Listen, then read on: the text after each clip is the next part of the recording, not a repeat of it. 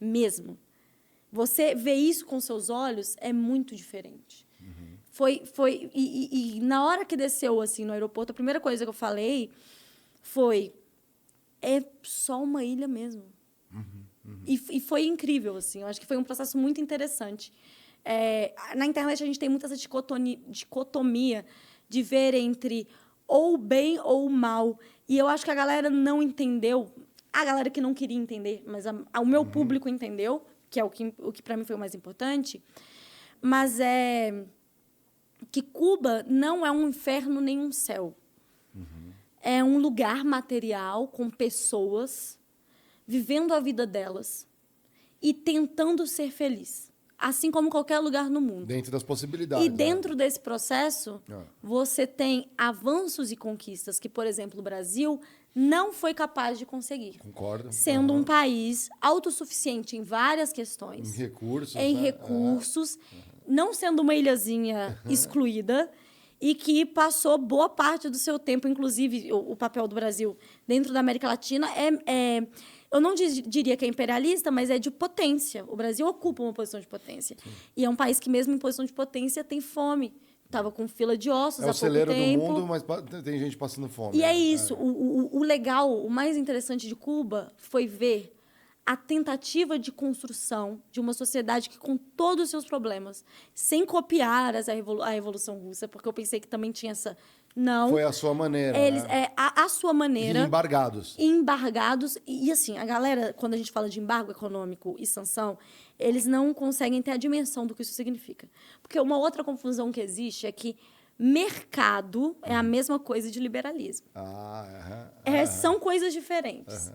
Trocas comerciais entre países existem muito antes de capitalismo. Sim, exato. O mercado existe antes do capitalismo. E embargo econômico foi uma medida que o Napoleão inventou para poder punir os outros países. É literalmente isso. E a gente tem, no caso de Cuba, algo interessante, para além de serem 60 anos, de ter tido a política pé seco, pés molhados, que tinha como intenção fazer com que os cubanos, que tinham mão de obra...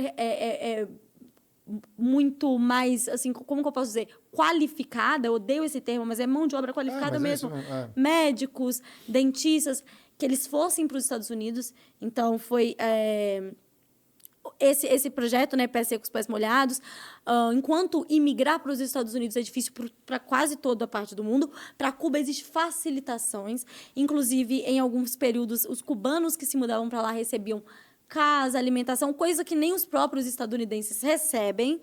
Então, você tem uma política massiva de atrair pessoas e de fazer com que aquele país se sufoque. E o mais interessante é que você tem um documento, e aí eu tenho um vídeo sobre isso, que o nome a que pontos embargos econômicos atrapalham Cuba? Onde eu mostro, inclusive, documento, eu faço um trabalho meio que de historiadora, né, que é a minha formação, mostrando um documento em que está escrito e que é público, vocês podem pesquisar, que dizia abertamente que a ideia era sufocar economicamente Cuba para gerar a fome.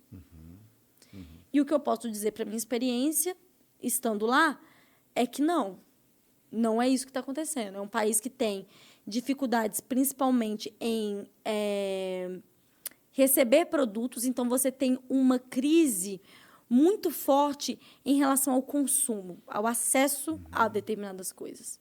Mas eu não vi em Cuba algo próximo da Cracolândia. Imagino, com certeza. Não tem algo parecido. Mas você tem também tem, esse é um fator interessante.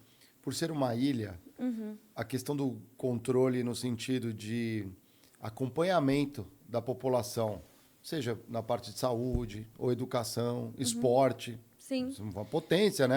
A ilha esportiva hoje não é tanto. A China está assumindo, né, esse protagonismo agora, né? As Olimpíadas. Mas assim, eles têm tantos fatores. Cuba tem... Sendo muito menor que o nosso país. Espaço para lazer, tempo então, de você acha vida. que a presença do Estado para as pessoas, dá para ver, apesar de todas as limitações, ela é mais presente, parece.